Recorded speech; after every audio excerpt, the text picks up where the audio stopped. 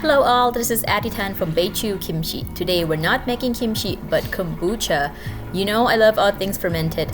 I'm using a recipe from Reddit, which is a master kombucha recipe. I have a great success with it.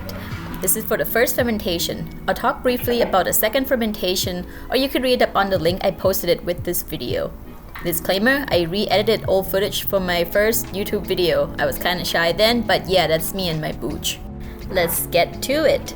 We start with boiling water to make tea, which is the base for kombucha. You can use any tea you like, black, green, oolong, white, or a combination of anything. Make sure it is straight tea though, because flavored teas sometimes have artificial flavor that prevent good fermentation activity.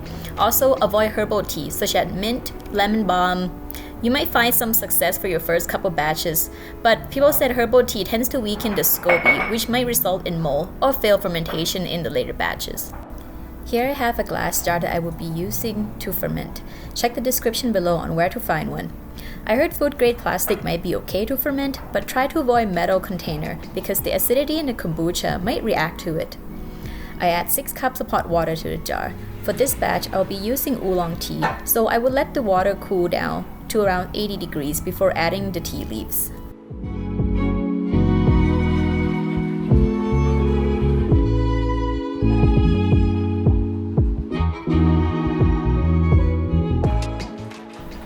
It's been a couple minutes, so here's my oolong tea. I'm using 2 tablespoons.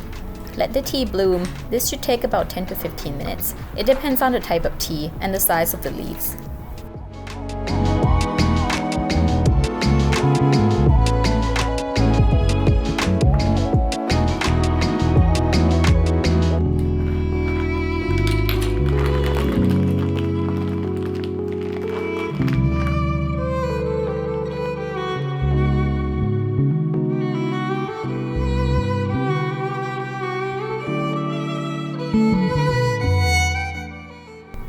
Alright, I think tea is ready. I pour the whole content through a strainer to catch tea leaves. I discard the leaves. I know it's a lot of tea. If you hate to throw it away, especially if it's a good tea, you can put it in a pitcher, fill it with cold water, and let it cold brew for 6 hours in the fridge for summer tea. I pour the tea back to the jar so it can be mixed with sugar. The tea is lukewarm at this point. I like to mix sugar when the tea is still warm, as I find it helps the sugar dissolve faster. I use 1 cup of sugar per the recipe. It looks like a lot of sugar, but you cannot skip this step. Your SCOBY needs sugar to survive. Artificial sugar wouldn't work neither. And don't worry about the carb. The SCOBY will turn this sugar into lactic acid, and that's some science for ya.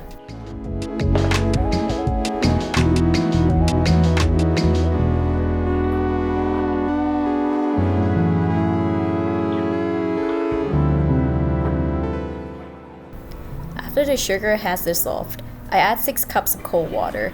Then I add a tray of ice cube.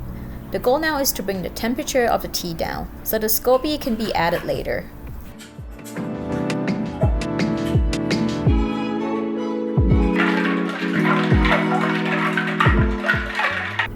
Here's my starter, and I'm adding 1 cup to the sweet tea. Your tea should now be cold. If your tea is still warm, do not add the starter. And that's how you make kombucha. Now cover it with a cloth. I know in the video I put a lid on. Don't do it. Moisture could accumulate under a sealed lid and it will cause mold to grow on your SCOBY. If that's the case, you have to discard it and start it over again. After 5 to 6 days, your sweet tea should taste a little tangy. At this point, you have 2 options. 1, bottle it, let it sit in room temperature for 2 or 3 days to get it fizzy. Or you could add some kind of flavor for second round of fermentation. It could be juice, a different kind of tea. Let it ferment for another 2 to 3 days so it builds up the carbon dioxide. I recommend using a flip-top bottles so it keeps the gas in. Thanks for watching. Let me know if you have any questions. Send booch, not nudes. Have a happy fermentation.